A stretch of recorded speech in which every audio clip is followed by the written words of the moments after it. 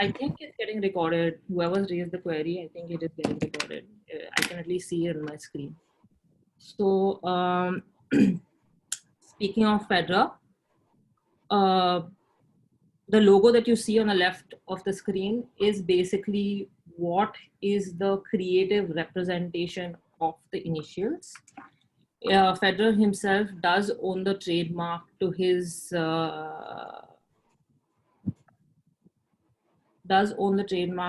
entire name.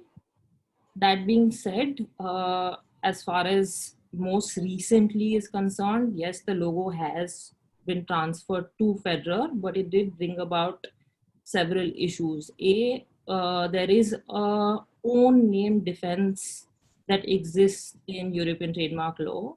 However, the own name defense must be used in accordance with honest practices in industrial or commercial matters. Now, if Federer has willingly signed a contract with Nike, giving Nike the ownership, given that Nike was the one who created this logo in 2009, giving Nike the ownership.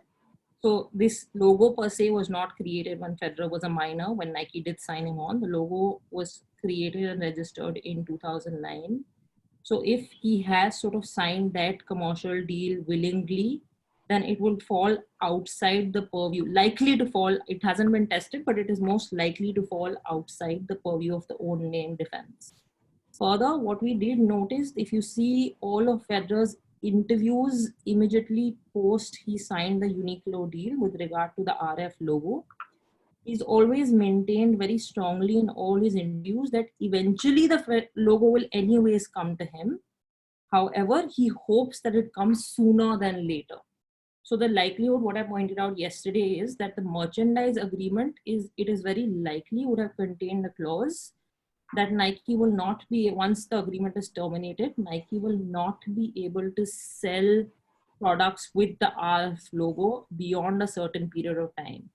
If we notice that in 2019, Nike did stop the sale of the merchandise with the RF logo. So I'm estimating that the contract may have contained a period of 1 year from the date of termination for Nike to be able to sell all existing inventory, so to speak, for a period of 1 year, and thereafter they would have had to anyway destroy that inventory that existed.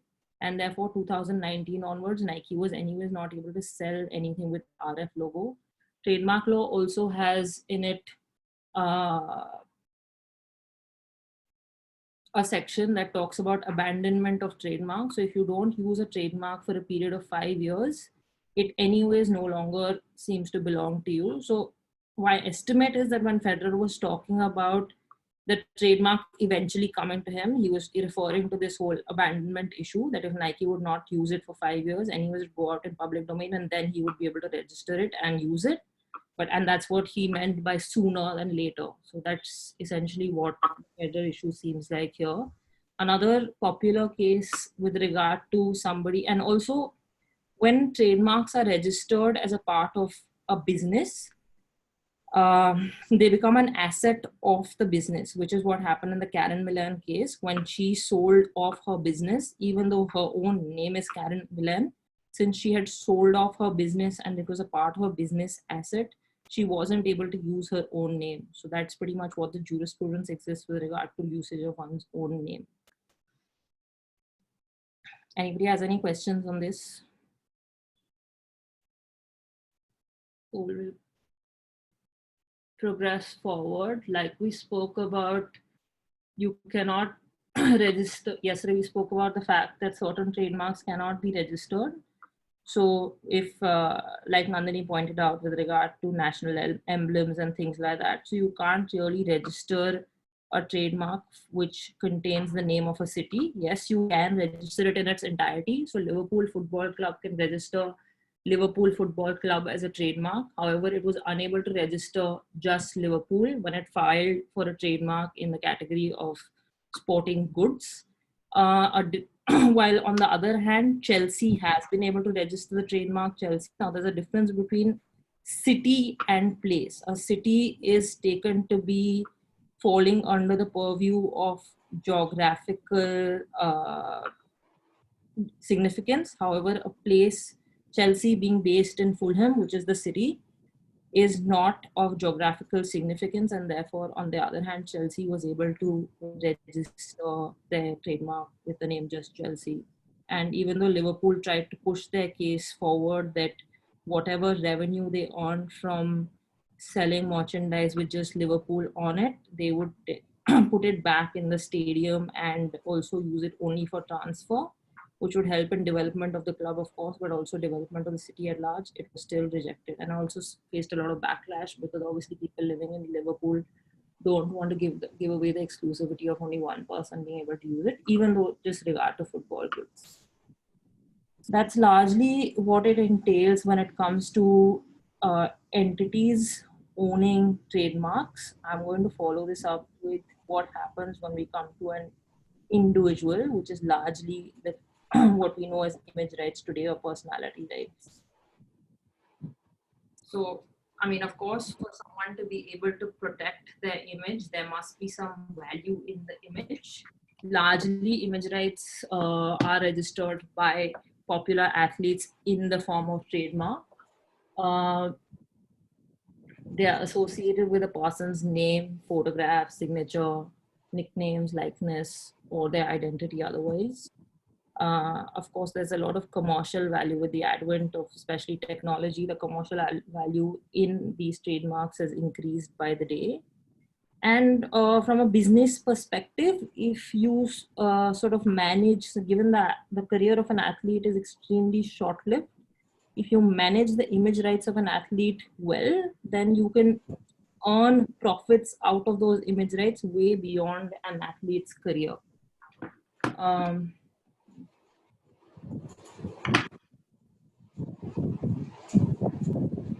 of the examples of popular trademarks that have been registered by athletes is Michael Schumacher's signature, Michael Jordan's Jumpman logo, Usain Bolt's lightning pose, which is here on the screen on the right. He's done a representation, a graphical representation of the pose he usually strikes after winning a race, and that's what he has registered. Likewise, Gareth Bale, which is who's an English footballer, every time he scores a goal, that's the celebration sign that he makes on the field, and his jersey number being 11. So that's how he's registered the 11 of hearts as a trademark.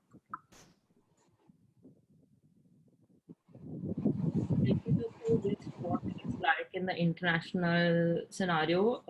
Image rights, of course, in the US are governed by state law, and every state may have different laws with regard to it. Some may recognize, some may not recognize. Largely in Europe, they're recognized under most jurisdictions. So in France, it's Article 9 of the French Civil Code. In Germany, it's the German Civil Code. In Spain, image rights law protection under the Data Protection Act. As far as common law jurisdictions are concerned, like Australia, like India, like the UK, there are no specific image rights recognized. However, they are recognized under various other laws. So image rights, of course, seek protection under law of privacy, which falls under the broad purview of Article 21 of the Constitution, breach of confidence, which is a well-established principle of law of tort, advertising standard codes, trademark rights, and passing off. A popular English case in this scenario is with regard to Irvine and another versus TalkSport. So in this case, Eddie Irvine, who's a popular Formula One driver, he was seen talking on the phone. Somebody took a picture of his while he was talking on the phone, just walking. And what TalkSport, which is a radio channel, what they did was they doctored the image. Instead of Eddie holding the phone, they made him hold that TalkSport radio and put out an advert. So, of course, Eddie succeeded in his claim, and TalkSport had to take down that advertisement. In India, there was a case after the 99 famous match at Lord's, when Sourav Ganguly took off his shirt.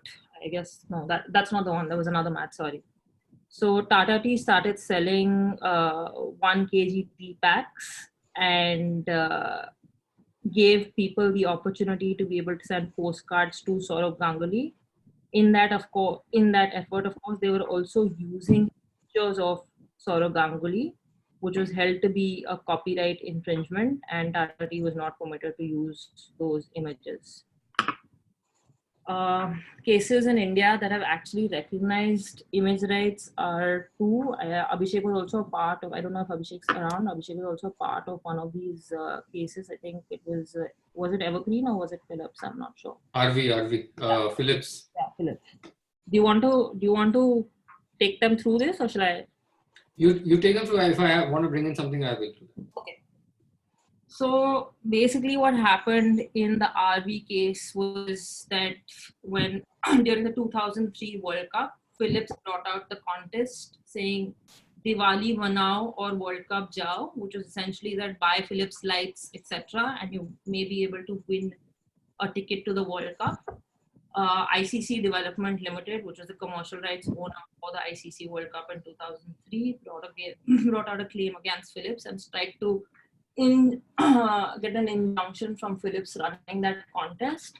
In this case, what the courts held was that Philips was not per se using any trademark of the ICC Cricket World Cup. They were merely using the term World Cup, which is a general term wherein teams World Cup generally stands for a scenario in the sporting world wherein teams from different countries come down at a central stage and compete. So there was no trademark infringement per se. They were also not any logo of the ICC or anything of that sort. Further, also that ICC contended that it was a breach and violation of their ticketing conditions. However, Philips had gone ahead and bought these tickets from an authorized ICC ticket reseller in India. And the ticketing conditions did not say that one cannot sort of purchase the tickets and then sort of give them forward as prize money. And therefore, ICC's contentions did not stand. Similarly, in a case which was ICC brought out against the Evergreen service station, which was HPCL petrol pumps, they were running a similar contest. However, how this case was different from that of Philips was that in this case, HPCL petrol pumps were actually using the World Cup logo, which of course fell under the domain of copyright.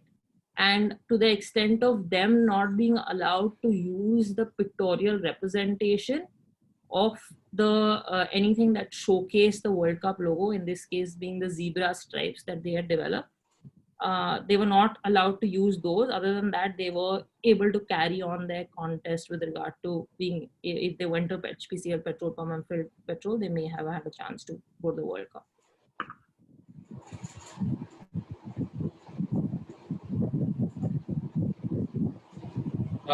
Before you go to that one, Anna, just get back this one. So, one of the aspects, apart from the image right aspects, one important consideration, and maybe you can call it determination of a legal principle to a certain extent, that was the time when this issue, I mean, it is still relevant in most sporting events, the issue of ambush marketing. And I'm planning to discuss it. Sorry to cut you. I'm planning to discuss it in detail later. But if you want to, okay, okay. But once you come to that, then you let me know. Cool. Okay. So what also has started happening in a lot of countries abroad, especially Europe, that the taxation is very high when it comes to athletes and their income, and therefore the trend over the last couple of decades actually has been that a lot of athletes, if I would say starting mid 2000s, so about 2008, 2009 onwards, it's been popular, but it was in existence even before that athletes have started to register offshore companies in tax havens and assign their image rights to such companies to be able to save on tax. Popular, of course, I mean, to be able to assign your image to an offshore company, your image must have value. And how these contracts are largely structured is that if you're signing on a player for playing for your club in a football scenario, you will do a player's contract with the individual player. However, you will do an image rights contract with such offshore companies. It's also happened in cases where we've brought in football players from abroad in India, wherein such deals have had to be structured. A classic case example of this, I mean, wherein people have have had to pay huge fines for trying to evade tax, is that of Messi and Ronaldo.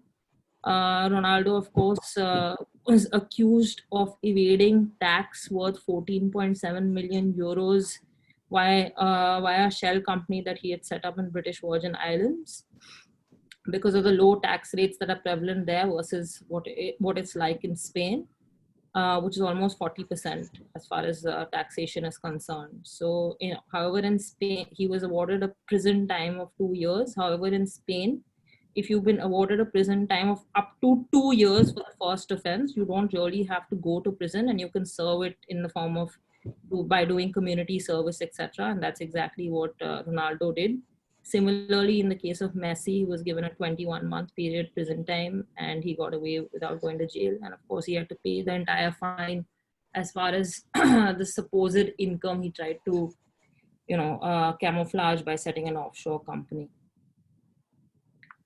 With the advent of technology, what is also happening is that it's now bringing us to an important issue where, I mean, it hasn't really been tested, but with what it's going to be like for using images of players in video games.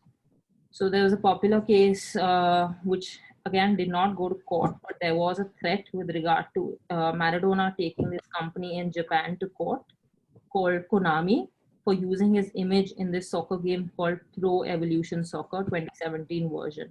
While initially Konami did issue a statement that their usage was bona fide and they had purchased the license from a license holder, my estimate would be that the images that they had used, since the copyright in photographs belongs to the photographer, it's probably that they bought certain images from a photographer and that's how they claimed that their use was licensed.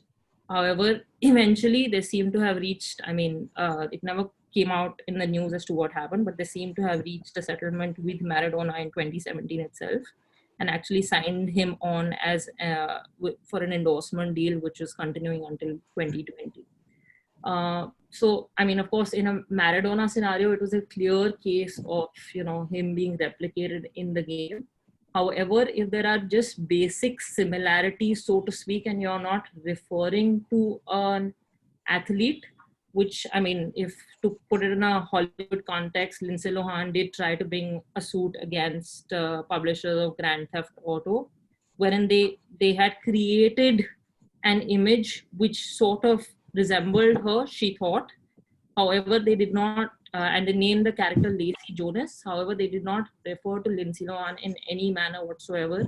And therefore, the court rendered that the game was a work of fiction and did not have any resemblance with Lindsay Lohan. But it'll be interesting to see with the advent, especially with the times that we're in right now, where everybody is working on different kinds of esports and e-gaming mechanisms. Given that we might not have any live sports for a long time to come, a lot of issues pertaining to what it will be like in video games will come to the forefront. Just to walk you through what a sample image rights clause looks like in a team agreement, largely that players, when participating for the playing for a particular team, they must make themselves available not just for team promotions, but also for promotions of the competition promoter. So put it in an Indian context, in IPL, players don't only have to make themselves available for, say, to promote Mumbai Indians, but BCCI can call them and expect them to promote IPL as well. Or for that matter, putting it in a football scenario. Likewise, ISL tends to use a lot of players for promotion of ISL versus just the teams exclusively, and therefore the same must be built in into the contract.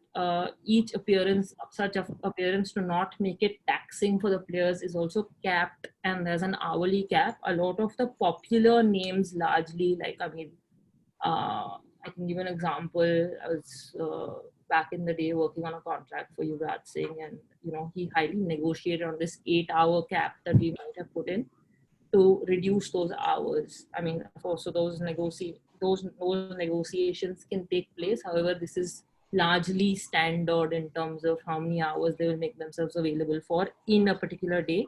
Sometimes some people also, which largely happens in endorsement deals, not so much in when you're signing a player contract for a team, that they will put a cap in the number of times that they will make themselves available for promotions during a particular deal. So if there is a 1-year contract for endorsement, say Virat Kohli signed a 10-year contract with Puma worth 100 crores approximately. So for each year, he must put down that, okay, for each year, he will make himself available only 4 times in the year to be able to shoot, to do promotional shoots. Or there are only X number of Instagram posts or Facebook posts that he would put out there on behalf of Puma. So the numbers are pretty specific.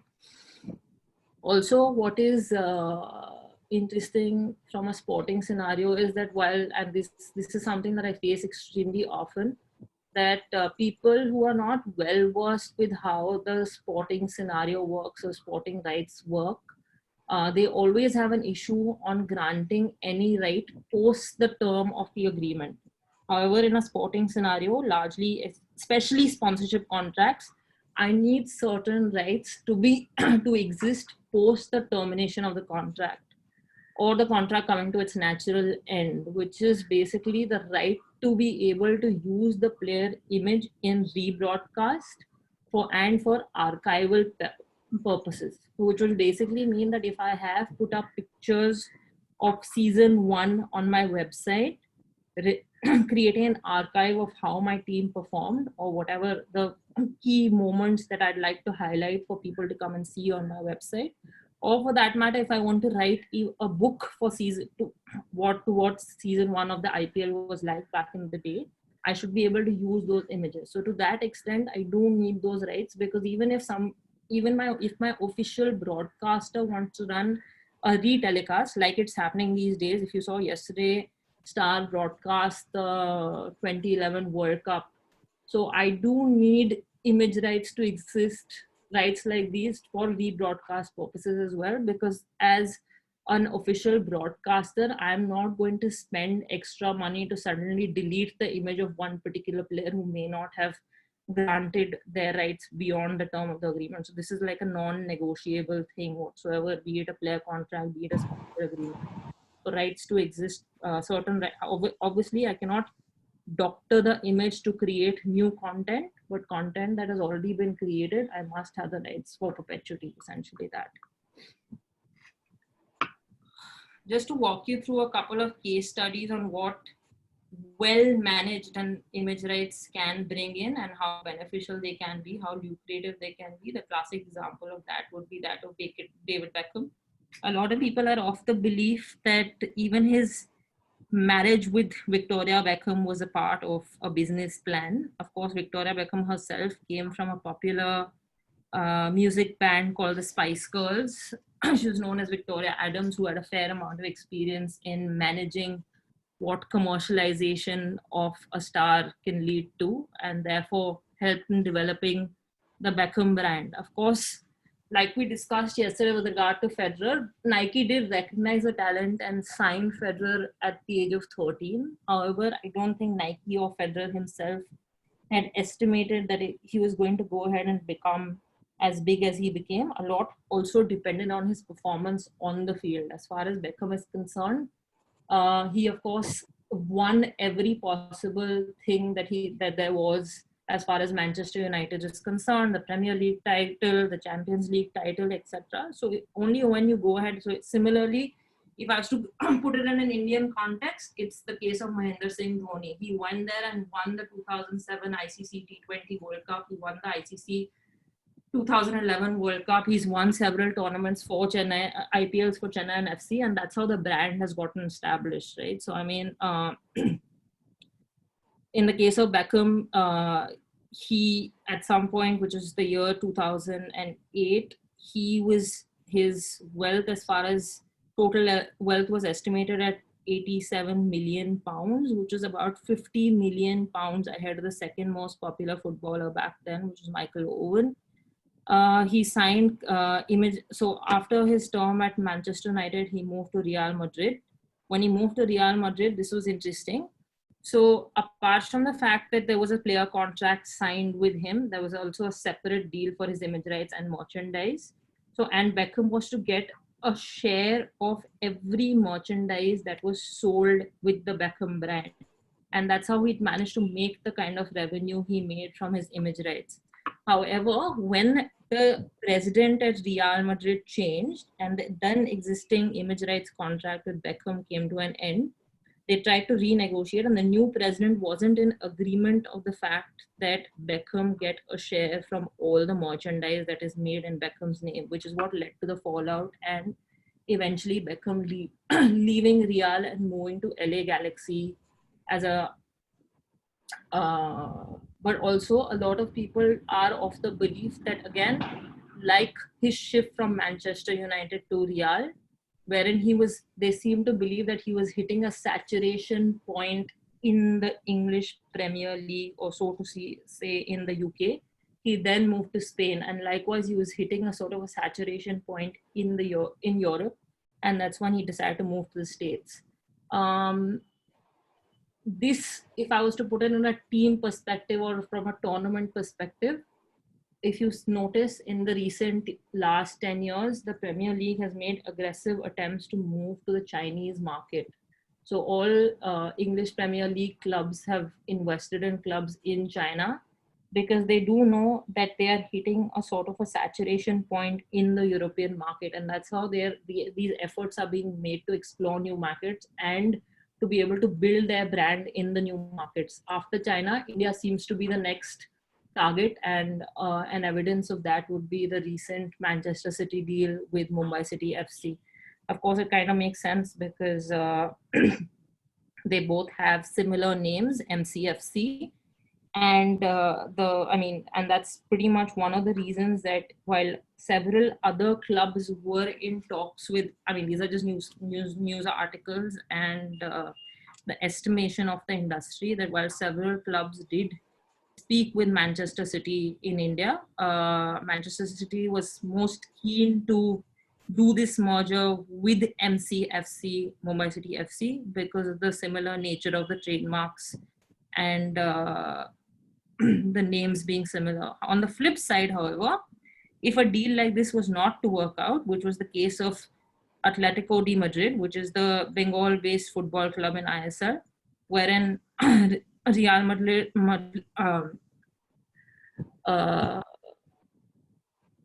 ATK had a merger with the Madrid Football Club, and however, the merger fell out and the club exited. So now Atletico de Madrid was still, Atletico de Kolkata was still stuck with that name. However, they did not want to sort of continue using that name to show that association, which was their own business call. So even though the club is still called ATK, they no longer use the full form. And a lot of people are of the belief, initially the announcement that was made was that the full form of ATK now from Atletico de Kolkata is going to be changed to Amar Tomar Kolkata. That's essentially what the full form of ATK now is. So sometimes when demergers of sort happens, it can sort of affect your trademark to a great extent. I already did mention MS Dhoni briefly, talking about the Beckham example, but just to give you an example, the kind of popularity he enjoys, there was a time that he was even picked by beauty brands, which would largely pick female actresses to endorse their brands, who chose to pick MS Dhoni instead. So be it like Mysore Sandal soaps, even like Fair and Handsome and things like that, which was, capitalized on Dhoni's popularity. As nothing but a case of well built up image rights. Similarly, in the case of Virat Kohli, of course, he's struck the kind of deals he's struck, including a 100 crore deal with Puma. But even the brand Virushka, which we can draw a parallel from the whole David Beckham, Victoria Beckham scenario, has its own set of endorsements in the form of Manyavar being the most popular. And that sort of helps them make more money as a couple versus, of course, them having their own individual set of image rights deals. What happens when I gave an example yesterday of NatWest and NatWest sucks. So what happens when we move into a domain which is not a predominantly English speaking market? This was a case of Jordan and Chiadan. Chiadan is basically the Mandarin version of Jordan. Jordan already has the Jumpman logo registered. This company in China set up a company for basketball goods with the name Chiadan, and Jordan brought a suit against them. While initially in the lower courts, which is basically Beijing and Shanghai, the ruling was against Jordan, saying that the marks were not similar. What the Supreme Court in China held was that while the brand was permitted to continued usage of the word Chiadan in English, they were not permitted to use the Mandarin version, simply because the court's reasoning was that most people did not associate the English translation with Jordan. However, the Mandarin version, because it translated directly to Jordan, was what was associated with Jordan, and that's what the company was not permitted to use. So, I mean, of course, language can also play a role in a specific jurisdiction when it comes to a trademark. Any questions so far? Not a question, but I just wanted to add another example. There was this another Chelsea football player by the name of John Terry. And his image was used as a statutory warning image by the tobacco owners in India on all the cigarette packets. Right. And thereafter he sued, and then it was removed from all the tobacco packaging, cigarette packaging in India. When it was made mandatory by the government the very first time 10 years ago, I guess. So then his image, his shadow was used as a person with lungs all clogged with tar and everything. Then he sued, and then it was removed thereafter. Just wanted to give this as an example. Right.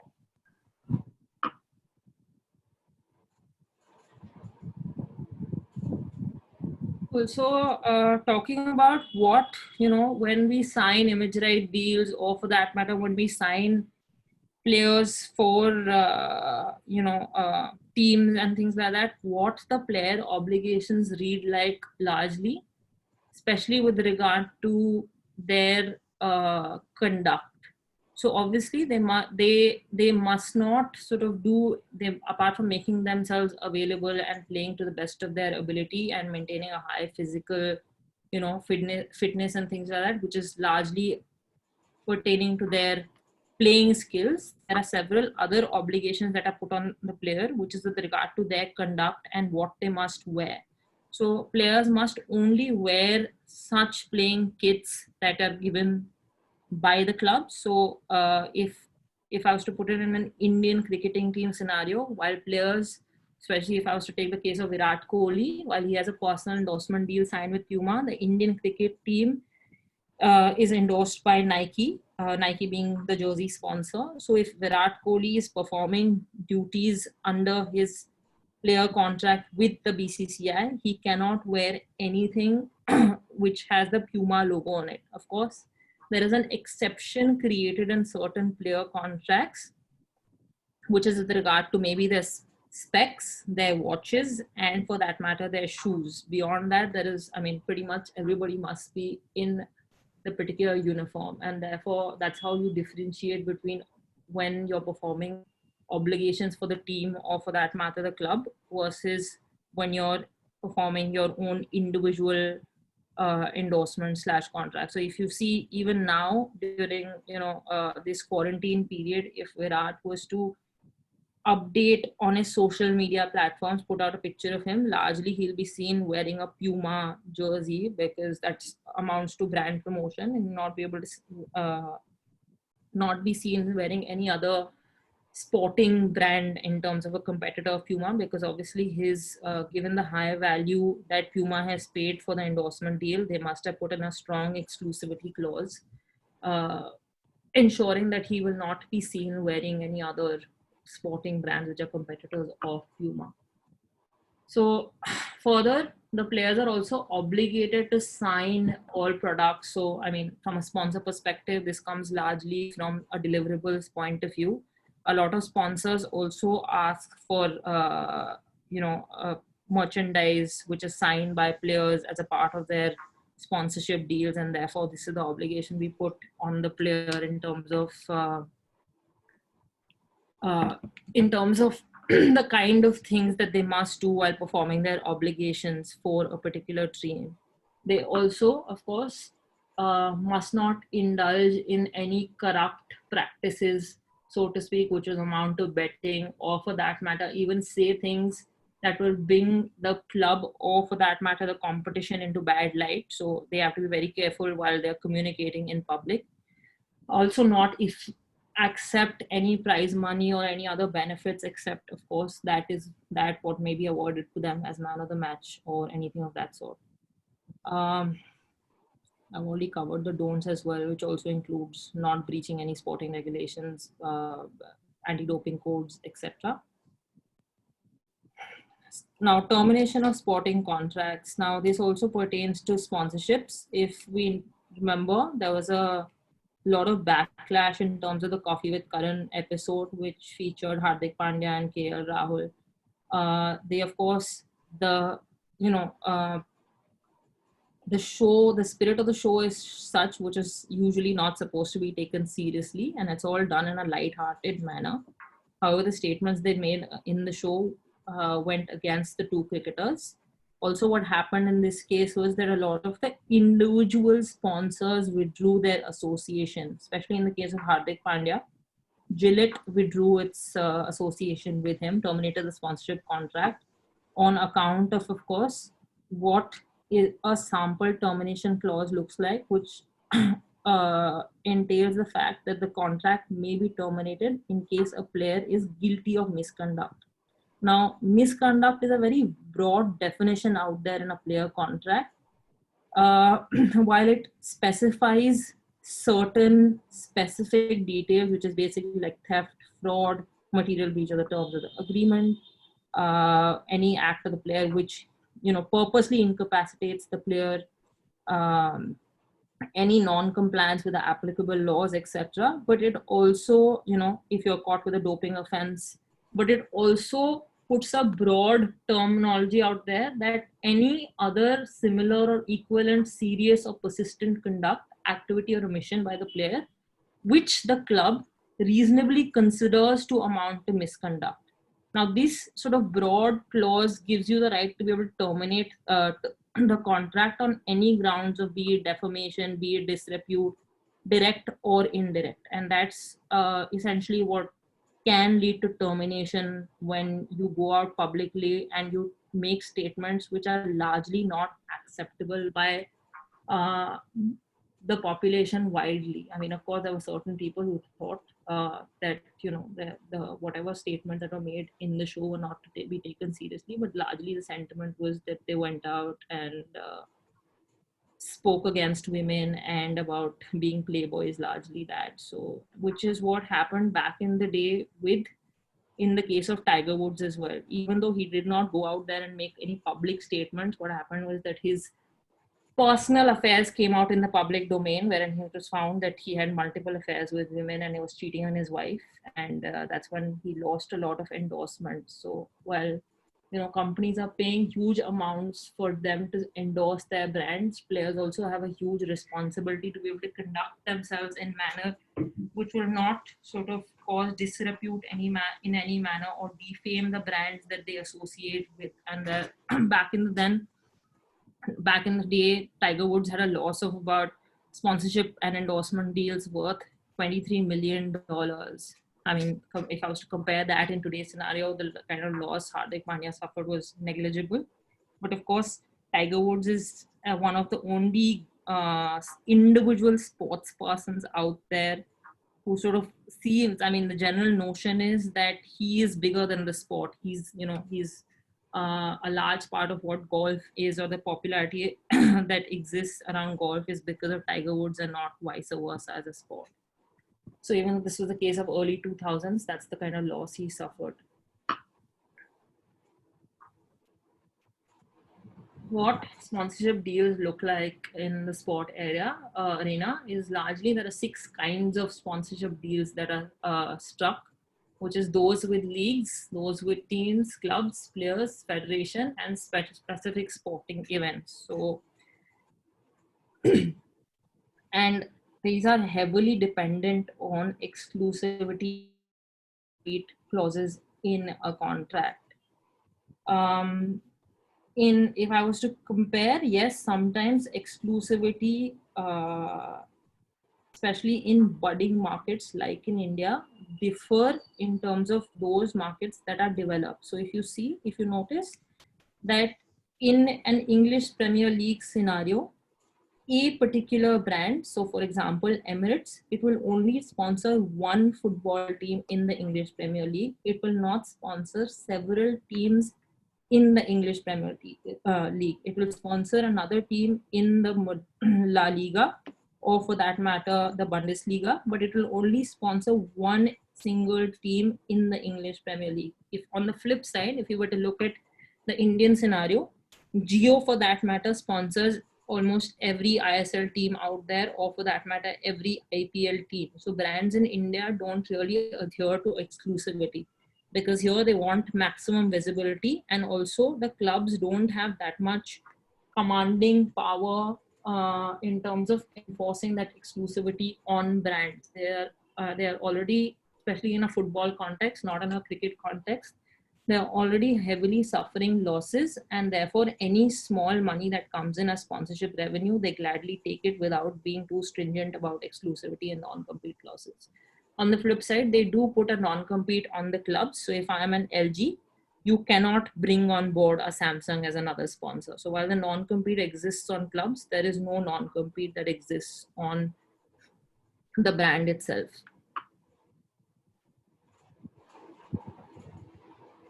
So Nike bought the official cricketing sponsorship rights for a 4-year deal in 2016. The interesting thing is that it's up for renewal now in 2020. Given what the current situation of the market is, it'll be interesting to watch what the final kit sponsoring rights, the next kit sponsoring rights of the Indian cricket team are. Coming to an interesting scenario with regard to Indian cricket team and what title sponsorship rights may look like, or for that matter, what may eventually happen. So Oppo signed the rights in 2017 to sponsor the Indian cricket team as a title sponsor, wherein they agreed to pay 1.56 crores per game to BCCI for for all ICC cricket tournaments, and for an amount of 4.61 crores for each bilateral or multilateral series. Now, Byju's may have at some point realized that the amount that they had committed may have been too huge for them to be able to afford, or for that matter, it may not be making business sense to them anymore. So they did go to BCCI and sort of struck a conversation. And maybe BCCI too themselves realize that Byju's may not be in a position to fulfill their contractual obligations. So rather than getting into a situation where they may resell the rights, they may have to terminate one contract and then go into litigation and also resell the rights. They granted Byju's the rights to be able to sub-license their sponsorship deal. So to Oppo, to be able to sub-license their deal to Byju's. Now, Oppo sub-licensed their contract to Byju's, which eventually became the title sponsor of the Indian cricket team. But the amount being paid by Byju's in this case is much lesser per game versus what Oppo was paying. So what is happening now is that while, say, Byju's pays 1 crore per ICC game and say 4 crores per bilateral or multinational series game, the deficit of 0.61 crores or for that matter 0.56 crores is still being paid by Oppo. So without getting any visibility at all, Oppo is still having to pay a part of the money for what they had committed, even though they may have mitigated their losses in the sponsorship deal by only incurring a cost of 0.61 crores or 0.56 crores versus what they would have actually incurred. So that's a very interesting sort of sub-licensing deal that took place in a sponsorship contract in India.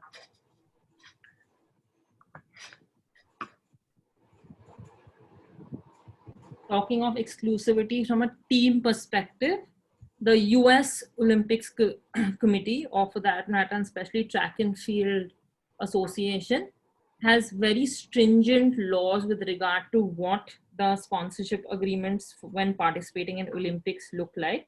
And for that matter, how individual endorsement deals must be dealt with during the time of Olympics. So of course, US ATF preconditions their athletes largely at the time of all Olympics. So specifically in 2016, US ATFs obligated their players that no athlete could participate in with any competitor's logo with regard to whoever the official sponsor of US ATF. The athletes had to abide by that, and they could not participate with any competing logo. So obviously, this is a case of ambush marketing, which I'll cover a few slides later.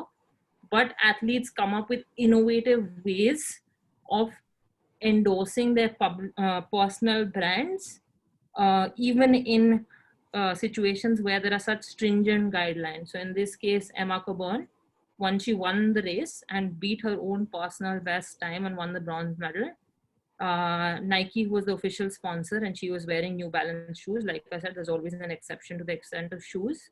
She took off her shoes and wore them around her neck to be able to showcase the New Balance logo. Similarly, back in the day, during the 1992 Olympics, the US basketball team was sponsored by Reebok, whereas Michael Jordan and other basketball players were sponsored by Nike. There was a huge backlash with regard to that. And eventually, when the US basketball team won, they all took the American flags and covered the Reebok logo. So these are the gimmicks that players sort of stoop to, but I will cover it in ambush marketing later. I already told you, spoke heavily about non-compete and exclusivity clauses, and I'll cover it with the example of a Liverpool footballer. But if you want to know what a non-compete or an exclusivity clause looks like in an agreement, that's what it looks like, which is basically that the player agrees that it shall not, during the term, for so long as it is associated with the company being the club or the team, or for that matter, in this case, an individual sponsor, either by himself or through any person. So that means no person in his circle of association, because a lot of times what happens when I spoke about image rights companies being set up offshore, largely the directors in that will be a family member, and the player himself will not be a director in it, to further camouflage the whole taxation aspect of it. So it says either by himself or through any person, or its affiliates, directly or indirectly, in his own capacity or in any other capacity, whether on his own or jointly with others, to try and cover all possible scenarios, collaborate with any other party such that the new collaboration competes or is similar to the present collaboration between the parties. On the flip side, obviously, the club can engage several players. So even if Puma has engaged with Virat Kohli, there's going to be no exclusivity in terms of them not being able to sign on other cricketers. So on the flip side, nothing contained in this agreement shall prevent the company, either by itself or through any other person, from collaborating with any other party such that the new collaboration is similar to or to the present collaboration. Further, the example that I'm going to give you next is with regard to a telecommunications company, which is Vodafone. So the exclusivity clause may look like, of course, it can be a lot more detailed, but it will say that from the date of signing this agreement till the expiry of the term, the company shall be the only telecommunication company being endorsed by the player. So what happened in the case of Mohamed Salah, who's an Egyptian football player and plays for Liverpool, is that he signed a personal endorsement deal with Vodafone. Before we get into detail of what happened in Salah's case, because there's been no litigation, so this is all available only in news articles. And in fact, the dispute in itself came to light because of Salah putting out a tweet. That's when he even got attention from the Egyptian Football Association. But before we get to that, I just want to say that just largely the exception created in when you're engaged by a team or a club versus your individual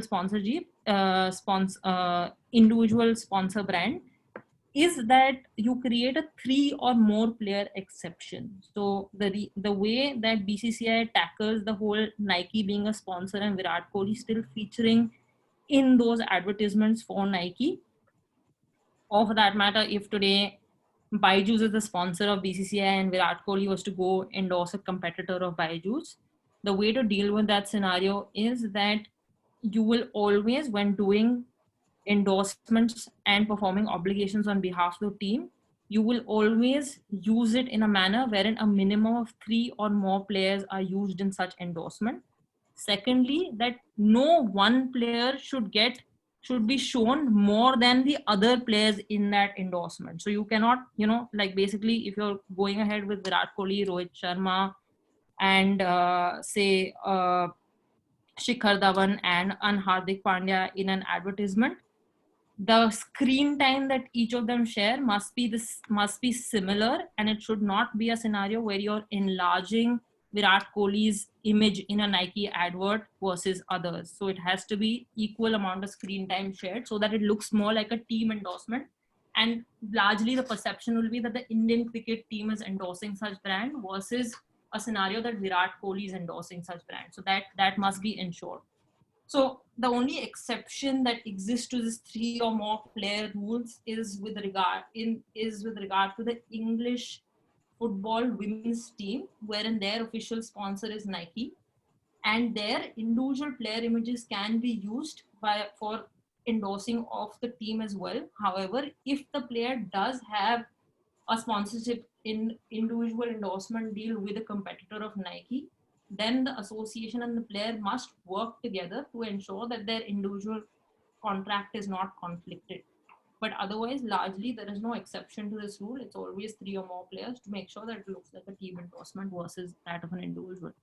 So in Salah's case, he signed a deal with Vodafone, and what the Egypt Football Association did was that they, having V as their official sponsor, used Salah in a V ad on an Egyptian airplane, wherein Salah's image was much larger than the image of the other players used in the background. So it looked more like an individual endorsement done by Salah versus that of the being endorsed by the Egyptian football team. And also what happened in this case, what Salah has accused them of, even though there is no news since 2018 August on this matter, is that the Egyptian airplane in itself, when Salah was traveling to strike his deal with Liverpool, had leaked out confidential information about his travel to Liverpool. And that's how the news broke out in the public domain regarding his transfer to Liverpool. So there are several issues that have come to limelight in this, but since there's no progress, I'm not in a position to comment as to what's happening. But I mean, at some point, they seem to have temporarily reached a truce with regard to just the Football World Cup, where Salah, of course, played for the Egyptian football team. Talking about the Gautam Gambhir case that I mentioned yesterday, in this case, of course, Gautam Gambhir, the cricketer, brought out a suit against this restaurateur, Gautam Gambhir, wherein the Delhi High Court held that Gautam Gambhir, the cricketer's contention, did not stand because the restaurateur, Gautam Gambhir, did not use any images of Gautam Gambhir, and the usage of his name was bona fide since he was using his own images at his restaurant and not those of the cricketer Gautam Gambhir in any manner to show any likeness or, for that matter, ride on his goodwill of or any sort. Now, what clubs largely, or what a sponsor, somebody who's sponsoring a team may seek in terms of rights, the nature of rights. So, of course, there's in Stadia presence. So you must give to the sponsor the right to, have their own logos present in the stadium. In this case, I've taken an example of a working space like WeWork. So it has to be designated as the official workspace partner, and it's going to have exclusivity in that category. So if you're signing a sponsorship deal with WeWork, which largely in my mind would be a barter deal, wherein WeWork will give you free space in their in whichever city for that matter, and that that your club is based in. They'll give you free space. So if Mumbai Indians is based in Mumbai, in the BKC branch, maybe Mumbai Indians has, you know, one floor given to them for their office space, and in exchange for no rent, of course, and in exchange WeWork will seek certain sponsorship rights. So which is regard to they'll, you know, you must give them branding in the stadium. You must also give them specific number of posts in on your social media platforms. You must also have their logo on your official team website. Crowd facing boards are largely boards that, you know, are those boards that are facing the spectators in a stadium. So this largely also, there's a difference between home games and away games. So so in an IPL scenario, when Mumbai Indians is hosting a game at Mumbai, at Wankhede, they will have all the rights to their sponsors, and that's where they will give the rights. So in an ISL context, Chennai FC gives all these rights with regard to the Jawaharlal Nehru Stadium in Chennai, and it will have no rights at the Andheri Sports Complex when it comes to play Mumbai City FC here in Bombay. So that rights are also given so that everybody gets equal number of rights with regard to their home game, so to speak, and there is no unfairness to sponsors, some getting more and others getting less. But this concept is largely possible only in a home and away game scenario. This concept is not possible in a scenario wherein, if I was to put it in a badminton league concept context or a table tennis league context, where there is no home and away game, and largely there is just one or two venues as far as the table tennis league is concerned. So in TT, we usually divide the sponsorship, branding in the manner that 60%, given that there are 6 teams, 60% will be given to all teams for their sponsors, etc., and 40% will be retained by the league. So in whatever total, suppose there are 100 boards that I can put out in a stadium, of those 40 boards will belong to the league owner, and the remaining 60 will be divided amongst the 6 team owners, and that's how you fulfill these whole crowd facing board, etc., stadium presence obligations when it comes to tournaments where there's no home and away concept. Other than that, what is interesting is that you are, you know, especially when you sign like a title sponsor for a team and everything, you must also ensure meet and greet sessions with your players. So in fact, Abhishek and I have done an interesting case with regard to it, an arbitration dispute, wherein this obligation with regard to meet and greet existed. However, on grounds of non-availability, which was contended by the other side, but the actual scenario was that the event in itself was never scheduled by the sponsor, because it's a sponsor obligation to be able to schedule the event and make all arrangements with regard to the event. So in itself, if the sponsor does not schedule the event, then I'm not obligated to make anybody available for those meet and greets. That being said, of course, you must also provide match tickets, signed brand merchandise, which is regard to, I mean, footballs, jerseys, and of course, other engagement activities that they might ask for. Say in the WeWork scenario, they will be like, okay, send all your players, or have some sort of engagement activities that they will play a match at their center, etc. They should be allowed to broadcast, etc. And you must purchase official photographs from ISL only, not from any other photographer, so to speak. Coming to ambush marketing, Abhishek, you had something to say on ambush marketing, then I'll take it forward. Why don't you begin, Anna? I'll join in. Okay. So ambush marketing is largely a concept which was developed by Jerry C. Welch, which is also known as parasitic marketing.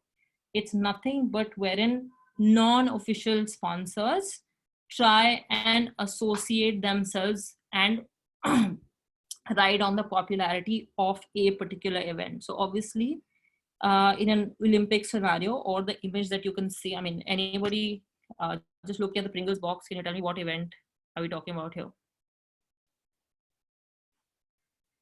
Wimbledon. Yeah. Thanks, Anushri, helps. Well, So yeah, okay. So basically, Pringles came out with this packaging, even though they were not the official sponsors. Just by looking at this box, largely a lot of people associate this to the Wimbledon and Pringles being a sponsor. So of course, like a Ralph Lauren being a sponsor of the Wimbledon plays a huge amount of money to Wimbledon to be the official sponsor. And if a competitor of Ralph Lauren, say another clothing brand, so to speak, was say an American brand, if I was to take Abercrombie and Fitch, was to sort of develop merchandise which would be something like this on green backgrounds with tennis balls, but not officially using the logos, that would amount to ambush marketing. There are types of ambush marketing: direct ambushing, which is basically you actually end up using the logo of the event, which is what the Evergreen case was, that they actually did use the logo of the event, versus indirect, which is what the previous case image that I showed, which is with regard to them not using Wimbledon anywhere, however still managing to show an association with Wimbledon. So there are, of course, several kinds of indirect ambush marketing as well, which is ambushing the event by unauthorized link, ambushing a sponsor by undermining its marketing strategy, double ambushing by using statements of event organizer against it, self-ambushing by promoting a direct viral of the ambusher, negative ambushing by running campaigns that damage the ambusher.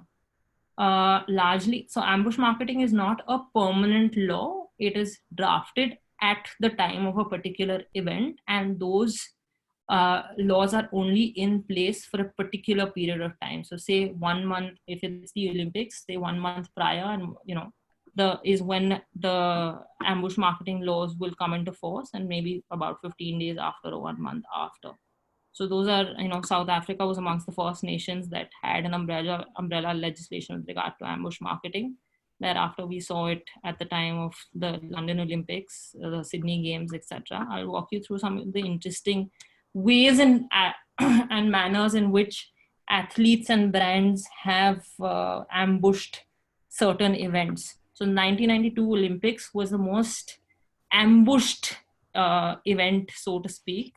In this case, if you see the eyes of the athlete, which is Linford Christie, he's walked out with Puma lenses.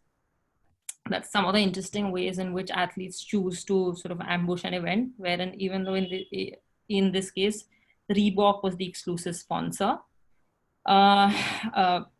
Then in the same year, during the Atlanta Olympics, Nike bought out all the outdoor advertisement space. So while Reebok was being advertised inside the arena, Nike had picked up all the outside advertisement space. So anybody who came to the event would definitely see the Nike logo outside the stadium. A case of ambush marketing in India was the 96 Cricket World Cup, wherein Pepsi launched this whole campaign called the Nothing Official About It campaign. If you want, I can play a YouTube video if anybody is interested in seeing.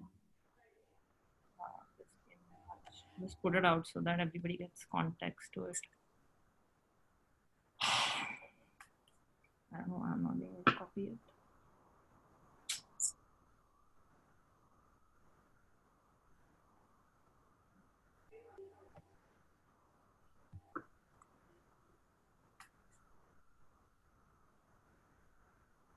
Yeah, Safari is not coming out, but basically Coke was the official sponsor, and FFC came out with this advertisement saying that, at the end of every advertisement, it would, whatever the ad may be, you can Google it and it'll show up all the advertisements with regard to it. But essentially at the end of every advertisement, there was a line which said nothing official about it.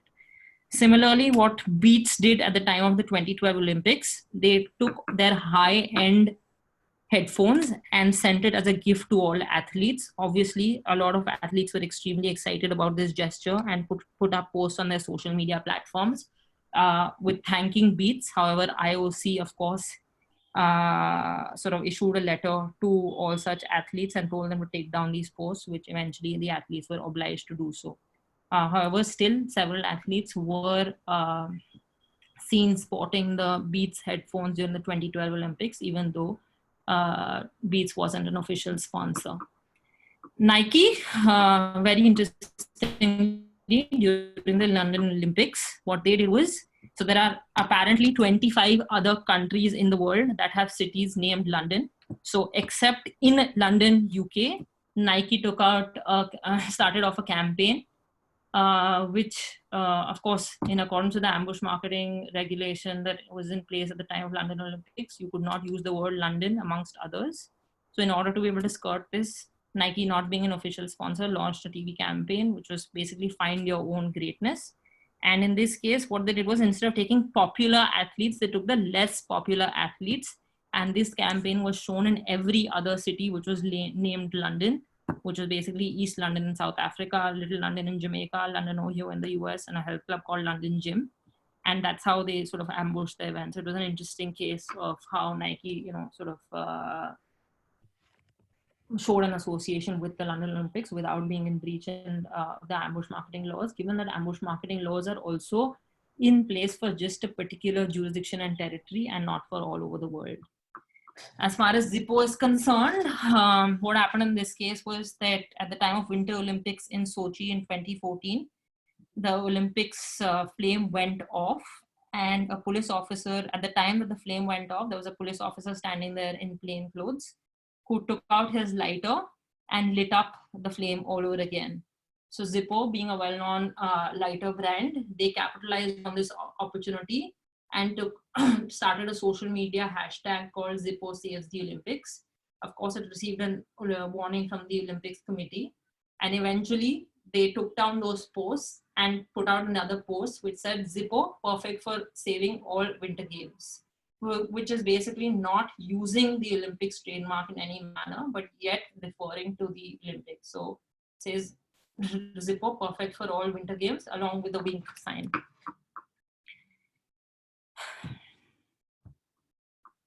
I already spoke about the Evergreen case in the beginning. Also, to give an example of the whole 30-day before and after, sometimes players, wherein players, of course, have commanding positions, do aggressively negotiate certain, clauses with regard to ambush marketing. In the case of the 2003 World Cup, the Indian cricketers sort of revolted with regard to the ambush marketing laws. At that point in time, LG was the official sponsor, and I think a lot of cricketers sponsored were endorsing Samsung and things like that. So, and Philips, Samsung and Philips.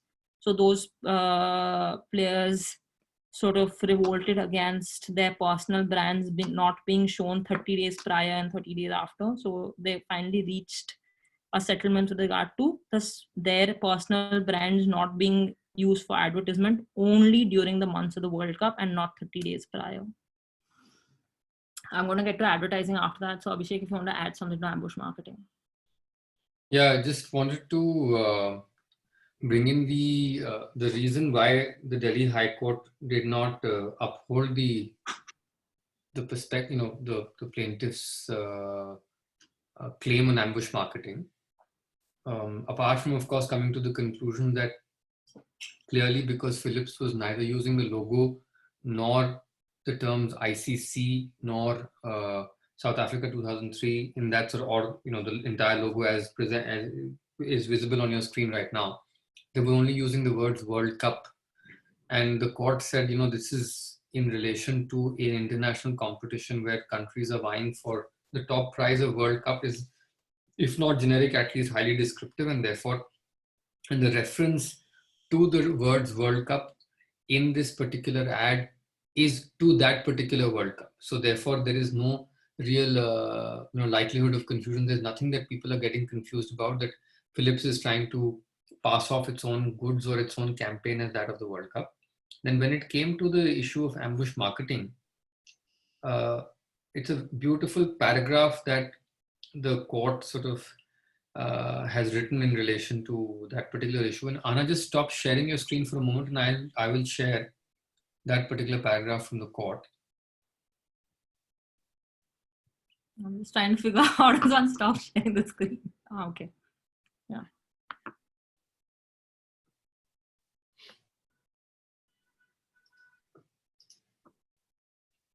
Can you see paragraph 10, the one that I've highlighted now?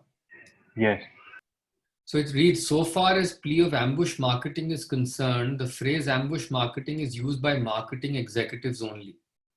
It is different from passing off. in the passing of action, there is an element of overt or covert deceit, whereas the ambush marketing is opportunistic commercial exploitation of an event. The ambush marketeer does not seek to suggest any connection with the event, but gives his own brand or others' insignia a larger exposure to the people attracted to the event without any authorization of the event organizer. The organizers call it ambush marketing by the defendant for promoting his brand or product without incurring financial obligation like the official sponsors. The ambush marketing may be inside the stadium, like clash between official and personal endorsements, or outside the stadium. However, in such cases, the conduct cannot be categorized as a wrongful or against public interest. It is now well settled that commercial advertisement is a form of commercial speech. It is a part of freedom of speech and expression guaranteed under Article 19(1)(a). However, unlike the First Amendment under the United States Constitution, our Constitution lays down in Article 19(2) the restrictions which can be imposed by law to restrict such rights. Reference can be made to the Supreme Court decision in Tata Press versus MTNL. The World Cup or the event is not protected by any international treaty or domestic law, unlike the word Olympics and its logo, which is protected under the Emblems and Names Prevention of Improper Use Act 1950. It is for the legislature to determine how far to curtail legitimate fair competition and freedom of speech. From the material on record, the advertising campaign offering tickets of events as prizes without using the logo or mark of the plaintiff cannot be held to be unlawful.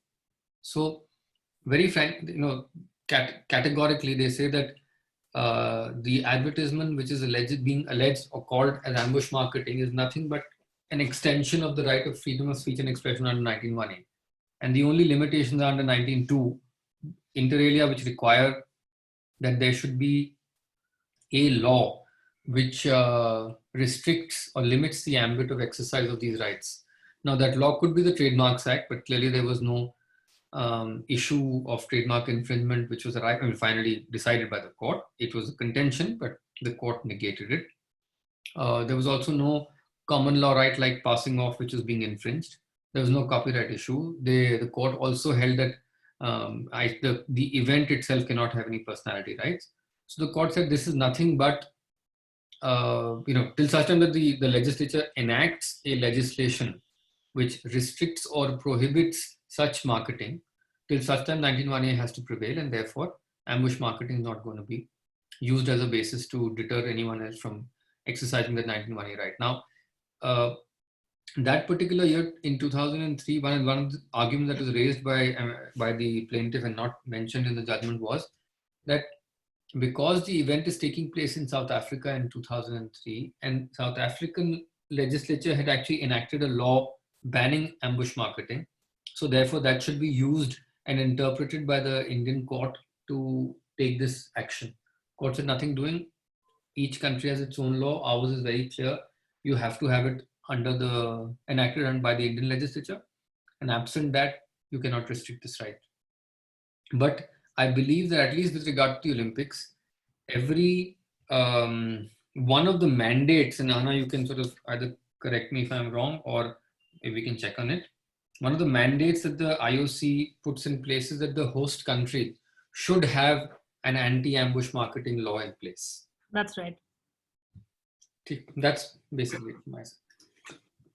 Anna, I just have a general question to just understand this. So I can understand why competing brands would involve themselves in ambush marketing, but using that London example, you said lesser known athletes were involved in the ambush marketing campaign, which was then shown in all other cities barring London as we know it in the UK. I just to understand, what is the incentive for these lesser known athletes to get involved in ambush marketing? Because like we know, like you said also, all your endorsement agreements, especially in the sporting field, have very stringent clauses about how to conduct themselves. So wouldn't this ever fall, like ambush marketing seems to have a negative connotation to it from an athlete perspective, not from a brand perspective. So wouldn't this ever trigger some of these clauses under their agreements? I just can't understand the incentive for athletes to get involved in it, if at all. So I shared a paper a few days ago. I don't know if you had the chance to even go through it, but the paper starts with a really famous quote by Shaquille O'Neal, which says, "I am tired of hearing about money, money, money, money, money. I just want to play the game, drink Pepsi, and wear Reebok." Yeah. So Pepsi and Reebok both being his personal endorsing brands. So even though he's saying that I'm tired of hearing money, money, it was all about money. So in the case of lesser known athletes, of course, for them too, it's all about money. They are getting that little extra money that probably they'll anyways never be able to make as much money as the more popular athletes. So for them, it's nothing but a commercial edge in terms of being able to make some extra income, right? And be Okay. able to associate with a popular, well-known brand like Nike, which otherwise may not come to them and sponsor them. Okay, Right? fine. But that being said, having addressing your other question, which is basically with regard to the clause in the contract, it's not bringing uh, disrepute to the Olympics in any way. And if the ambush marketing regulation that is in place does not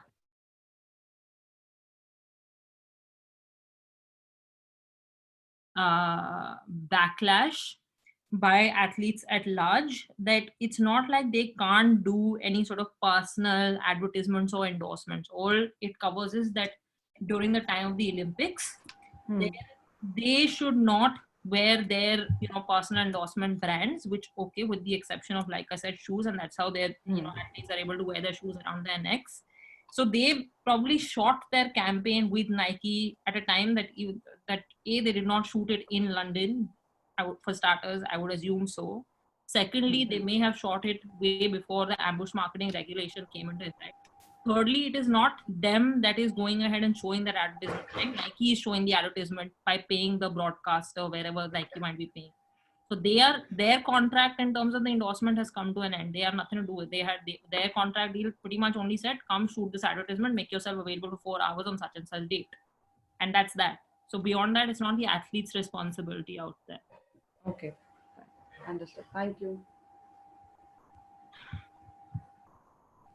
Coming to advertisements, just to give you broad numbers, I mean, of course, advertisements too are nothing but people capitalizing on well-known trademarks and trying to associate themselves with popular brands.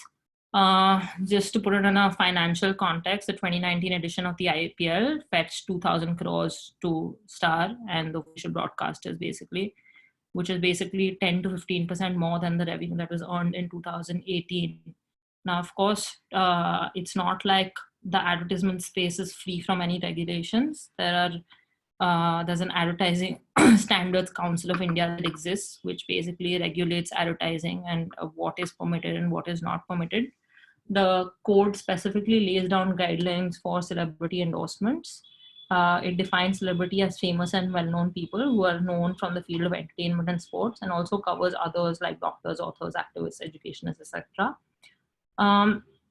So basically, what the intent of the act is that, apart from other things, that the celebrities themselves should not participate in any advertisement, which is prohibited for advertising. Largely, that's the obligation. So there's cases of false advertising and things like that, which the celebrity should not do. So an example of that would be the case of Sania Mirza, where she was endorsing this brand called Calorie One, with the advertisement saying for controlling your blood sugar, which was led to be misleading to the consumers, and therefore the ad was taken down. Now, in the case of Dream 11, what happened was that they were advertising to be as India's biggest sports game. They did not mention specifically fantasy sports. So definitely Dream 11, I mean, it might be it certainly is actually India's biggest fantasy sports game. However, it's not the information that it's India's biggest sports game may be misleading. Further, they did not mention from which report or state any statistics to showcase that, and therefore, it was held in violation of the code, and the advertisement needed to be altered. As far as advertising regulations are concerned, you cannot advertise brands of like alcohol, tobacco, gambling, betting. These brands cannot be advertised in India. So if you noticed, as far as the 2019 Cricket World Cup was concerned, even though Bira was an official sponsor during the initial matches, so you can go back and play the first 2 matches and then the latter set of matches. If you see, initially Bira was not being advertised at all in India, except when, of course, it was in London, present at a particular backdrop of your closing ceremony or prize distribution or anything of that sort, or for that matter, present in the in-stadia boards, which is basically your boards on the boundary line, etc. Then eventually they launched this hot sauce, and then it showed up every time there would be, you know, a ticker that would come up, then the Bira hot sauce. So for you to be able to indulge in surrogate advertising, an actual product must exist, and it cannot be a figment of your imagination. So I mean, earlier alcohol brands have taken, like in the case of Bacardi, it's gone ahead and developed music CDs and advertised those. A lot of alcohol brands have sell water, and they advertise in the form of water or soda brands. A classic example being Kingfisher.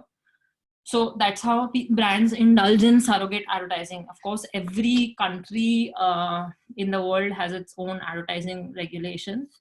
So in Switzerland, which again bans advertising of alcohol products, in Denmark, there is a threshold that has been set that any brand that has more than 2.8% of alcohol content cannot be advertised. And then there is a Irish law which says where 75% of the audience may be less than 18 years of age. Again, you can't advertise alcohol brand. So everybody has their own laws in terms of what is permitted and what is not permitted, and everybody may also set up their thresholds.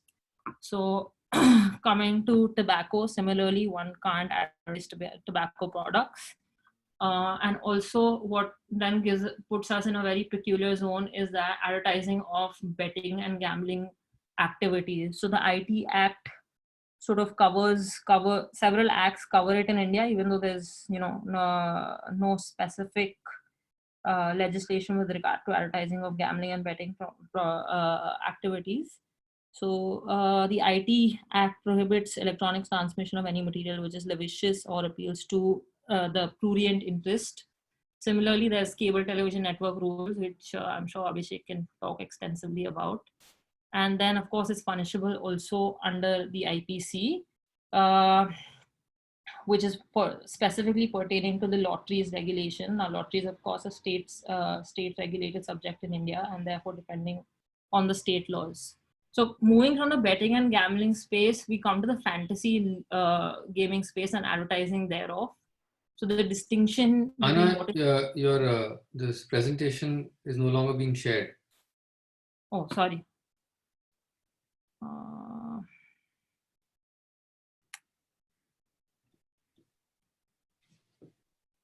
Sorry, so I'll just like walk you through the examples that I spoke about. That so the calorie one was, this is what the sugar-free tablets was all about, and talking about Bira, that's what the hot sauce bottle looked like, and that's the ticker that was showing in a few matches later, right? So coming to what I was talking about, which is betting and gambling activities, like I said, it's prohibited, which also then brings us to the element of whole games of skill and game of chance. In India, the distinction that has been laid down by Supreme Court in terms of what is legal in terms of gaming and what is not is basically games that are that have preponderance of the skill element. Of course, the court has held that there is no game which is of pure skill or pure chance. Games are classified as games of skill if the preponderant element is that of skill, and something which has preponderance of chance will be classified as betting and gambling activities. So games of skill are held as legal except in certain states. So in the case of fantasy gaming, you can only advertise, largely you should only be able to advertise in states wherein games of skill are legal. Unfortunately, states like Assam and Odisha and Telangana don't differentiate between what games of skill and games of chance are. So even fantasy gaming apps should technically not be permitted to advertise in Assam, Odisha, Telangana. I have not checked thus far whether Dream11 advertisements are being showcased in these 3 states, but it will be interesting to know how Star actually goes ahead and uses geo-blockers to prohibit any Dream 11 advertisements being showcased in these three states. Bagmishka, when you go home next, maybe you can confirm that whether it's being shown in Orissa or not, Dream 11 advertisements. Which also then leads us to the concept of the newly, I mean, with the advent of technology, about the concept of virtual advertising. Now, what virtual advertising sort of helps us do is that what I spoke about in the beginning, that every country will have their own set of laws with regard to what is permissible in terms of advertising and what is not. So if there is so while India has a blanket ban on no alcohol advertising, and Denmark says 2.8% alcohol. So if there is a brand which has say 2% of alcohol in its drink, they, through the means of virtual advertising, I may be able to show that on with my Danish broadcaster, versus I will not be able to show it in India with my Indian broadcaster. So that's expanded the scope of commercialization when it comes to advertising. FIFA being one of the first to regulate how virtual advertising must function has promulgated a virtual advertising regulation, wherein they specifically state that you cannot put virtual advertisement on spaces except those that have been specifically designated for the same. So, I mean, technically what virtual advertisement should do is it should not be visible to the people in stadiums, and it will only be visible on TV, right? So therefore, persons in the stadium, mobile or stationary objects not originally intended to carry publicity of any kind in the airspace above the entire stadium, all these areas you cannot show any virtual advertising. Whereas on TV, what is visible on TV, you may be able to show virtual advertising. This will be a big sort of, I mean, sports lawyers across the world are already sort of looking at draft bills with regard to this and how this may be regulated, because this is going to be a huge source of revenue going forward. This brings me to the last bit of my presentation, which is basically merchandising in sport, which also talks about an important trademark issue with regard to passing off and quality of goods. So like I said right in the beginning, that trademarks also help in identifying the quality and source of goods, and therefore merchandising in terms of, classic example of Nike sponsoring. Nike also has, I mean, we associate Nike with a particular quality. So if I was going to go buy an official Indian team jersey from the Nike store, I know for a fact that it'll last me a few seasons, versus a fake jersey, which I may just order off Amazon, which maybe won't last me an entire season. Of course, there are other technological aspects to merchandising, especially those that is made for athletes. Dry fit being a popular tech, which is basically that the sweat will dry off much faster on a dry fit versus a regular cotton jersey. So all of those elements are into play when it comes to merchandising. Of course, there are other elements to merchandising, which is basically being able to sell memorabilia, which is your scarves and which is other mugs and stuff like that, which are a huge source of revenue for sporting clubs and application. Sorry, did someone say something? Okay, so that being said, people who sign, brands that sign merchandising deals, especially with high-end clubs, must ensure that quality control is maintained. A very famous case, I mean, even though there was no legal dispute, but what happened was with regard to Puma and the Swiss national football team. The jersey of the Swiss national football team started to tear in a match against France, which obviously brought into disrepute the Swiss national team, but also there was disrepute to Puma. And of course, Puma, apart from the fact that, they had to salvage the situation. And I happened to, at the time that this happened, immediately after, I happened to have, been at a conference where I met the legal counsel of Puma. And I mean, I don't think she was mentally present at the conference at all, because she was still dealing with the repercussions of this issue. So even though there was no legal action brought against Puma, but of course they had to salvage the situation by doing investing a lot of money in doing positive publicity thereafter. Of course, a statement was issued that was with regard to the defect was caused by the bad yarn of particular particular fabric that was received by Puma for making those jerseys. However, at the same time, there were other teams that played with the Puma jersey whose jerseys remained fine. But I mean, as a counter effect, I mean, a lot of people associated even them signing, this whole Virat Kohli Puma deal, etc. The kind of endorsement deals they signed immediately after, as was an after effect of this damage being caused to their reputation. Lastly, speaking about passing off of sports merchandise, which is, I mean, the essentials to establish a tort of passing off is basically that claimants' goods or services must have acquired goodwill and reputation. There must have been misrepresentation by the defendant leading to a misconception in the mind of the public. There must exist a likelihood of confusion in the mind of the public, and the claimant must have suffered loss of goodwill. So the most popular case with regard to the act of passing off is that of Arsenal. Here, a gentleman named Reed was basically selling Arsenal merchandise outside of the stadium. Now, what this guy was doing in the stall that he put up, he bought official merchandise from the Arsenal store, and he was selling that in half of the stall, and he was selling counterfeit merchandise in the other half of the stall with clear labeling put out there of official versus what was non-official, right? So if anybody wanted £100 jersey could buy the official, but if somebody wanted a cheaper £10 jersey could buy the non-official sort of jersey. And initially Arsenal brought against a claim against Reed.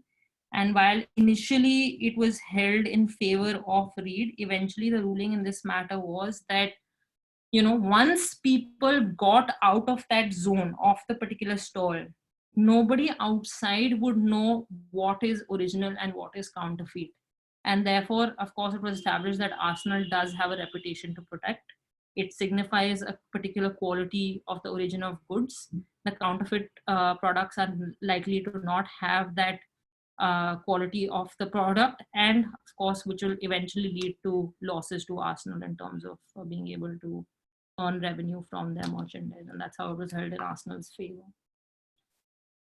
That's pretty much it. Thank you, guys. Thank you. Thank you. Thank you. Thanks, Anna. Any questions?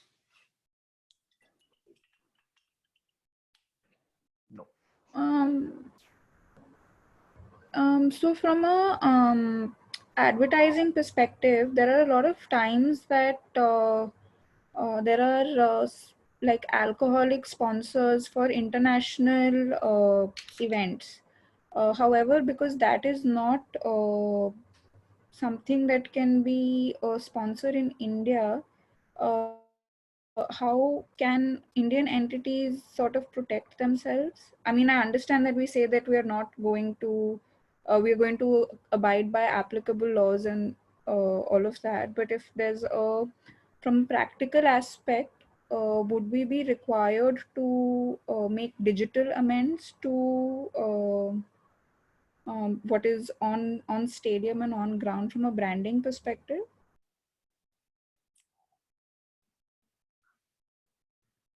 So like I said, so advertisement deals are largely procured by the broadcaster versus an individual team, so to speak. Largely also how it's mostly structured is that the official broadcaster will be able to sell its airtime, and the airtime might be divided between the tournament operator and the broadcaster. So maybe if there is 40 minutes of advertising space available in a cricket T20 match, 20 minutes of it will belong to the broadcaster, and then 20 minutes may belong to the official tournament operator, commercial rights holder. The tournament operator must may further, if they want, may further allot of the 20 minutes that they have, maybe 5 minutes to the team. So 2.5 minutes. So that's how the whole, but obviously there is a blanket clause that is put, which is in accordance with the applicable laws everywhere. So Right. like ICC Yeah. had Bira as its official sponsor. Yeah, that we spoke right? of. So Yeah. now ICC may have been given certain advertising time, airtime on Star. However, Right. because it is against the applicable laws in India, ICC's official sponsor, Bira, will not get that airtime on Star. Whereas if there was another sponsor of ICC like Fiat, Yeah. that would get advertising. The ICC will give the airtime to Fiat or Correct. whoever, because that is in line with the applicable laws. So of And it course, would, that whole, when you sign a sponsor agreement, it's structured in a manner to be in accordance with applicable laws, and anything that's not in accordance with applicable laws, this is something that we face very often, especially when now we're bringing on board a lot of betting partners. So I mean, right. the 20 So last year I was working on a Canadian T20 league. yeah. They had Bet 365 as in, sorry, Dafa Bet as their official betting partner. Yeah. While Dafa Bet advertisements were running in jurisdictions wherein betting was legal, it wasn't running in India on Star, because Star can't sort of, say that. Okay. But yes, because betting sponsors are allowed in Canada, if I have displayed the Dafa Bet logo on my backdrop at the time of my presentation ceremony in the checkered backdrop, then Right. Star will not be obligated to black out that square or anything of that sort. Okay. But coming from, so I'm just still on the alcohol bit, which is prohibited under television broadcasting, advertisement of television broadcasting. But from a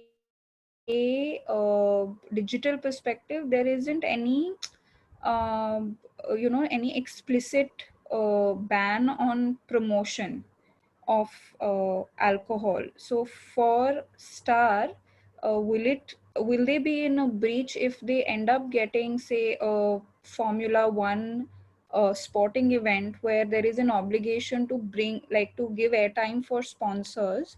So if they don't do that on their broadcasting platforms, that is under applicable laws. But if they're doing that for the digital the digital stream of the show, then do they need to maintain two separate feeds, or is it okay to use the broadcasting feed for their digital platform also? Which is what I said, that what brings me to the concept of virtual advertising. Now, with the help of virtual advertising, we will be able to advertise brands that are permitted on a certain platform, or for that matter in a certain jurisdiction, versus those that may not be permitted. So I mean, if like I said, alcohol brands, jurisdictions that may permit advertising, or for that matter, if there's an exception with regard to a particular platform, wherein if you say that tomorrow there's a regulation which says that only those who are aged above the age of 25 can access a particular sort of show on Star with the help of a password,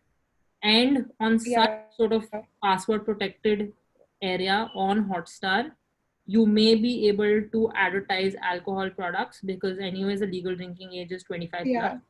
Then that sort of you can circumvent around it and showcase alcohol brands and all that. So I mean, that might be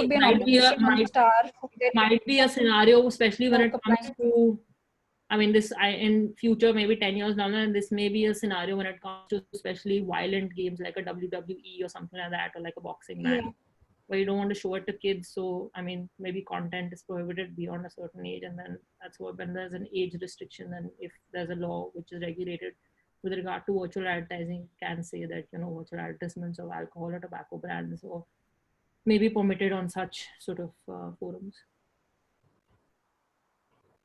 I'm just coming in here, Nandini.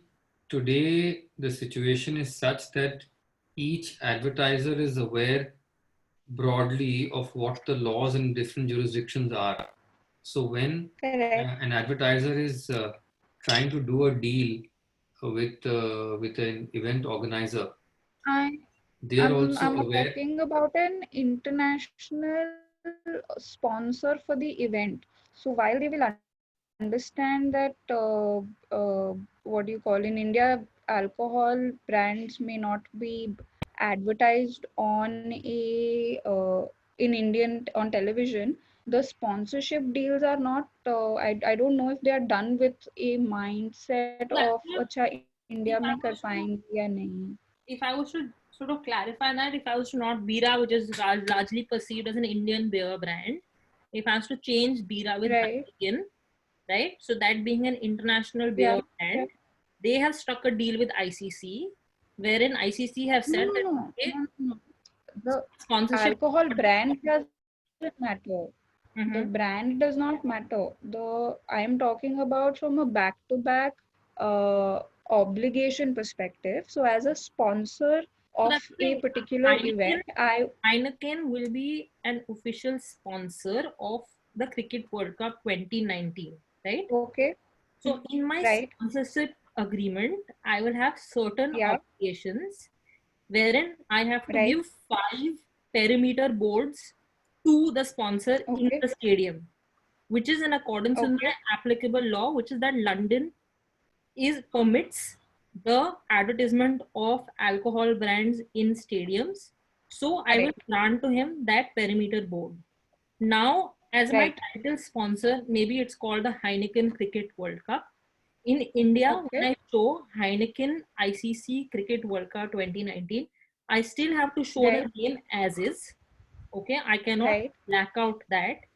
In my title sponsorship deal of the 20, like I said, of the 20 minutes that ICC has for their right, airtime on Star, right, I will grant to Heineken as my title sponsor 5 minutes of the airtime.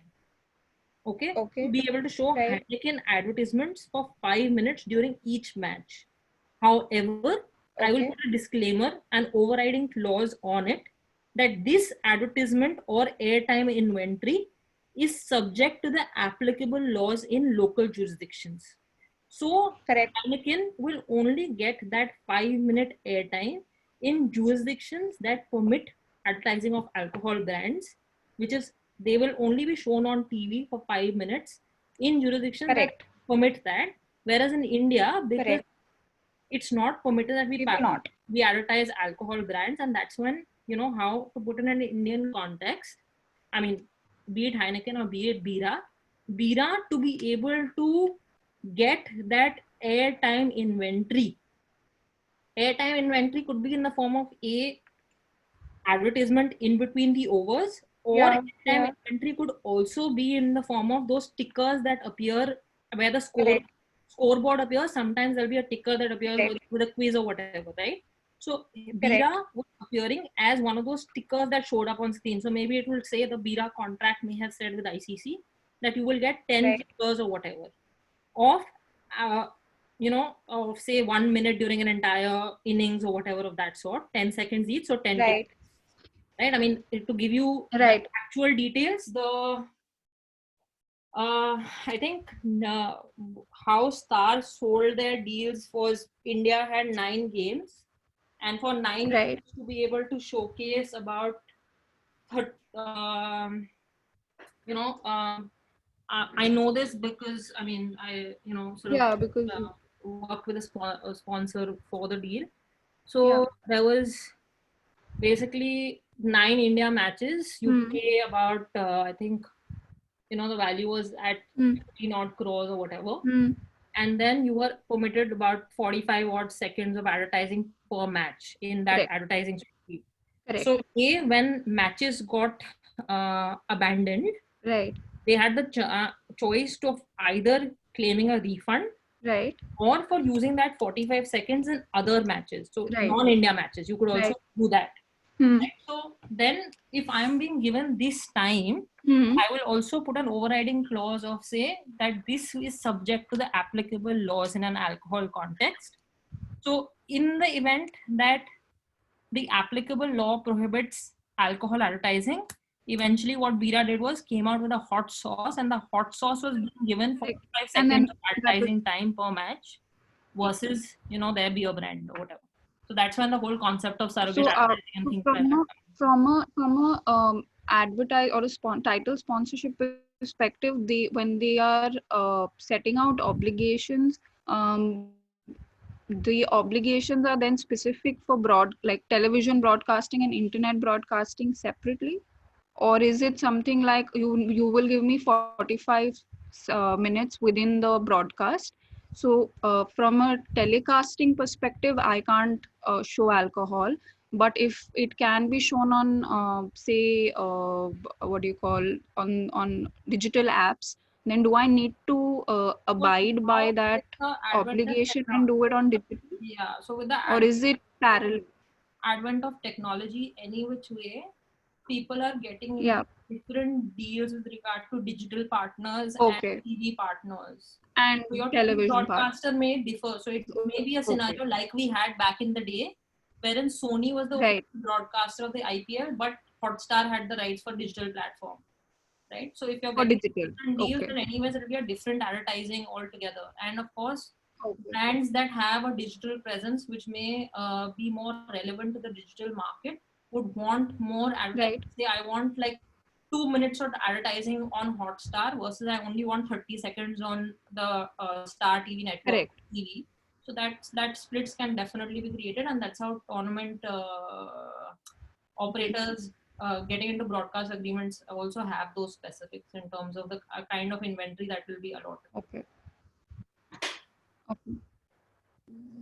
So I'll just add in a bit, and Abhishek, Ahana, feel free to add if I am incorrect in this. But from a broadcaster's point of view, as long as, and considering most of the alcohol brands do have a surrogate product already in place because they are the big players and they are in big events, most of the time there will be a surrogate product. However, in the absence of a surrogate surrogate product, which happened in Bira, the obligation to a broadcaster to even carry the Bira or a Heineken as a title sponsorship will absolutely shift, and the broadcaster will not be obligated to even recognize the event as a Heineken World Cup 2019 if there is an absence of surrogate ad or a product. Correct. Yeah. So even if we are not just talking about the screen space or the ticker or the FCT being taken off if they do not have a product, but if they do not have a product in the jurisdiction of India, I will not be obligated to even with a voiceover or every tune in to call it as a Heineken World Cup 2019, right? Yeah. Okay.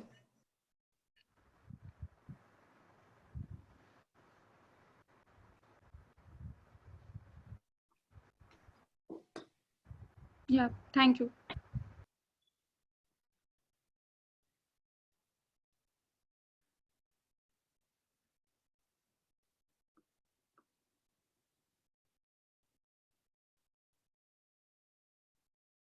Anybody else? Any questions? Or can we end the session for today? Hi, Anna, Pritesh here. Mm-hmm. Anna, I just had a quick question on the image right aspect of sports players. I remember you did speak about Pro Evolution Soccer, which is owned by Konami, right? So, in Sports Evolution Soccer, what I understand is they don't have deals with a lot of clubs, except for a few big La Liga clubs. Howsoever, they do, I mean, picture the clubs such as Chelsea FC is shown as London FC with the similar players and the similar setup and everything. So how do you think the deal is structured between Konami and the players? I mean, I can understand that in a lot of cases, the image rights are co-owned by the club that they represent, and also some percentage is owned by them. So in this peculiar situation, how do you think a deal is structured between Pro Evolution Soccer and the players? Or is there a potential claim that could come from a club like Chelsea, which is not shown as Chelsea FC, but as London FC with the same players in the setup? The player names per se fall under fair usage, so you can definitely show the names of the players to for someone to be able to select their fantasy 11. That's why. Anna, this is However, not. trademarks, the even though the Chelsea colors may be used, the logo will not be similar. Will not be absolutely identical. For someone to be able to know that this is Chelsea, but they will not use the trademarks. So that's how they are functioning at the moment. All right. So I mean, but when you put it in the specific concept wherein Maradona himself, his image was being used, that's a different scenario altogether. So I'm not sure what you are sort of referring to when you ask as to how the deal is structured between a fantasy sport operator, or for that matter, video game operator versus like a club or a player. So it's not a fantasy sport. It's basically a game. I mean, just like FIFA, which is owned by EA Sports, which has exclusive deals with most of the clubs around the world. In comparison, Pro Evolution Soccer, which is owned by Konami, has deals with only a few of the clubs. However, they do show a lot of the clubs, including the likeliness of the players, but not the clubs. The clubs are shown something else with the similar name, but the players of the clubs are the same. For example, if Ronaldo plays for Juventus, they will show Ronaldo as a player for Italy FC, but not Juventus. Right. So if I was to put it, I mean, just to give you an example of Dream 11 in the Indian context. Now, if you go to the Dream 11 website, it will list certain tournaments as its official partner, which is the IPL, the BCCI, the ICC, the NBA, the Pro Kabaddi. I'll just share my screen. I've just opened their website. One second.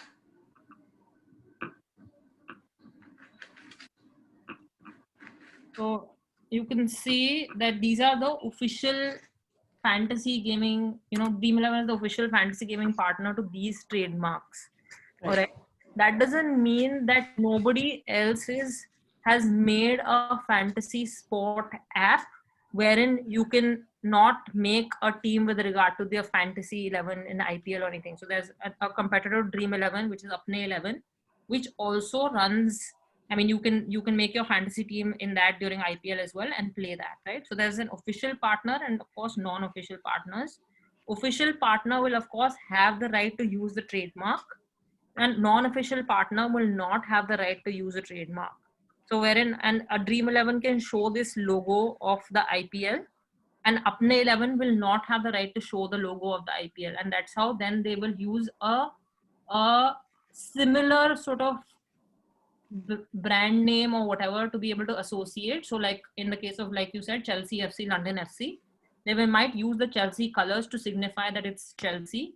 They will use the names of the players which falls under fair usage. So for somebody who knows football will be able to identify that these are the players that play for Chelsea, and therefore this is referring to Chelsea further, and that's how they structure it. So it's about an official partner and a non-official partner, and that's what is happening, that now a lot of football clubs are themselves making their own fantasy sport apps to be able to commercialize that aspect, and that they sort of then don't license the official rights to a third party. They retain the rights. Right. But I mean, just going back, my question was mostly with regard to the image rights of the players. Like, for example, a club would have certain percentage of the image rights of a Ronaldo, and Ronaldo will also have certain percentage of his own image rights. Let's say it's divided into 60-40 ratio. However, that club does not have a deal with Konami. I mean, Real Madrid doesn't have a deal with Konami. But Ronaldo has a deal with Konami here. So that's the case here. It brings me to Dhoni. Dhoni is here. He's not seen wearing Chennai Super Kings merchandise. He's wearing a Dream 11 jersey. That means he signed an individual endorsement deal to be able to endorse Dream 11. And it is not as CSK that he's endorsing Dream 11. And that's how he signed an individual image rights deal. Like I said, in team contracts, the deal is always with 3 or more players for their own endorsement. So if they have an official fantasy sport partner, then there will be several players of that club which will be used to endorse that particular brand, versus in this case an individual is endorsing a particular brand because he struck a endorsement deal with Dream 11. So Right. my image rights always remain my image rights. What I'm doing for the club is a mere my endorsement obligations towards the club, which is as a part of the team. Does Okay. that sort of answer your question? Yeah. Good. Thanks so much, Anna. We're logging off for the day now. We'll reconnect with you guys on Monday when we'll be talking about music and issues around it and copyright and the amendments to the Copyright Act and what are the impacts of those amendments, if any. Of course, it's a highly debated and debatable topic. So I think that should form some interesting bits of conversation. Thanks, everyone. Thanks once again, Anna. Thank you. Thank you, Thank Anna you. ma'am. Thank you. Thank you, ma'am. Thank you. Thank you. Thank you, ma'am.